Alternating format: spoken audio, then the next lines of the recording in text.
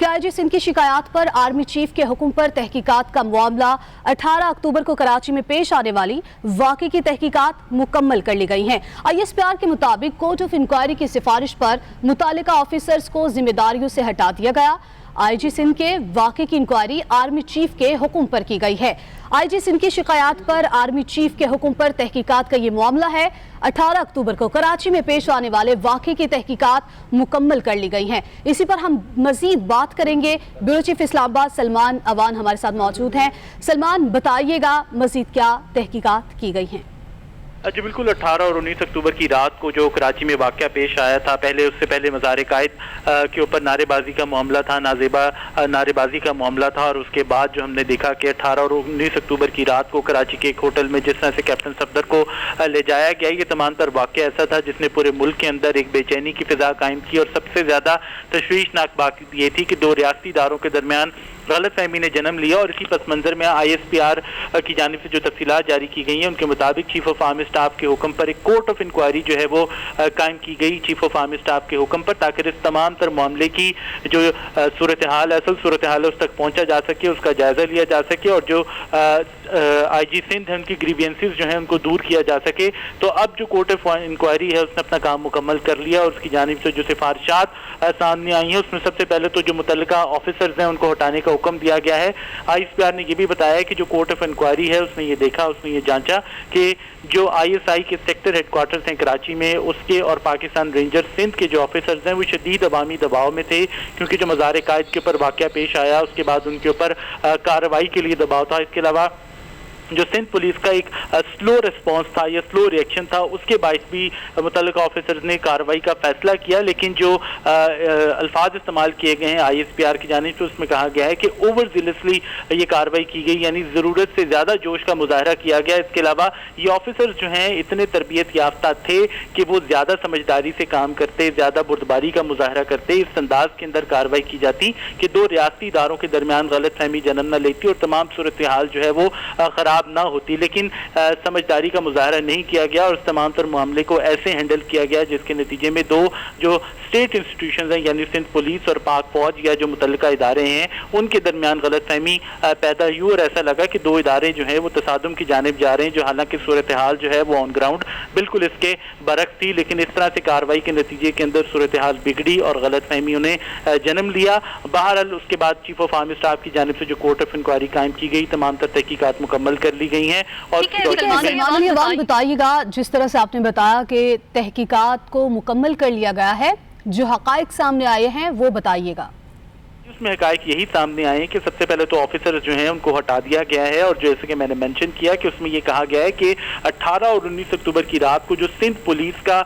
Response था वो थोड़ा गालिबन स्लो था, और जो पब्लिक प्रेशर था उसके बायस मुतल्लिका ऑफिसर्स ने ISI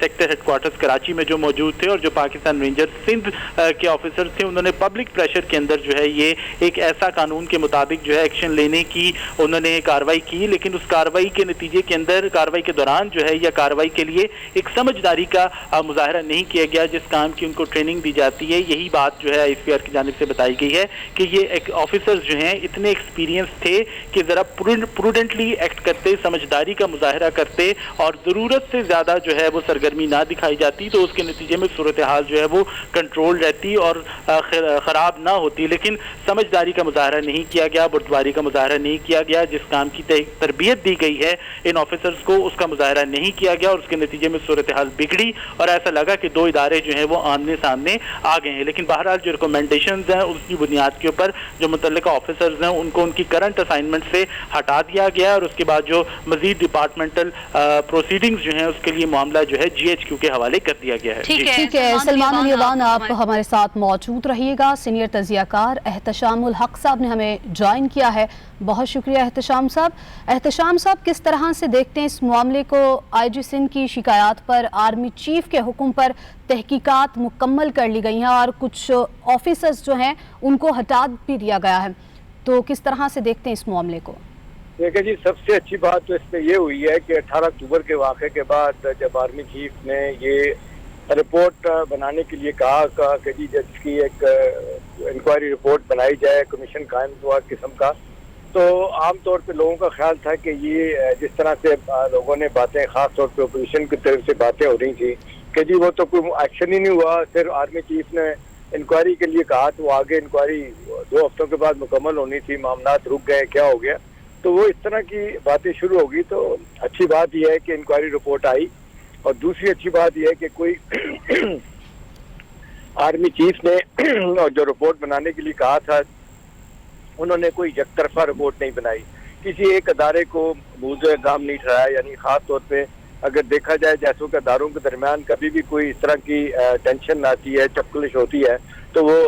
جو طاقتور ادارہ ہوتا ہے وہ دوسرے پہ ذمہ داری ڈال کے پیچھے ہٹ جاتا ہے. تو ایسا نہیں ہوا کہ سیدھا پولیس پہ ذمہ داری ڈال دی گئی واقعے کی، اور جس طریقے سے رینجر وائلڈ لائف جو ہے اس کو بھی ان میں شامل کیا گیا اور ان کو ذمہ داری سے ہٹایا گیا، فردر ڈپارٹمنٹل انکوائری ہوئی. تو یہ سب کچھ بڑا واضح طور پہ یہ بات بتائی جا رہی ہے کہ جی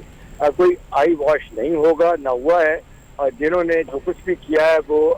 خلاف ایکشن ہوگا. اور انیشلی جو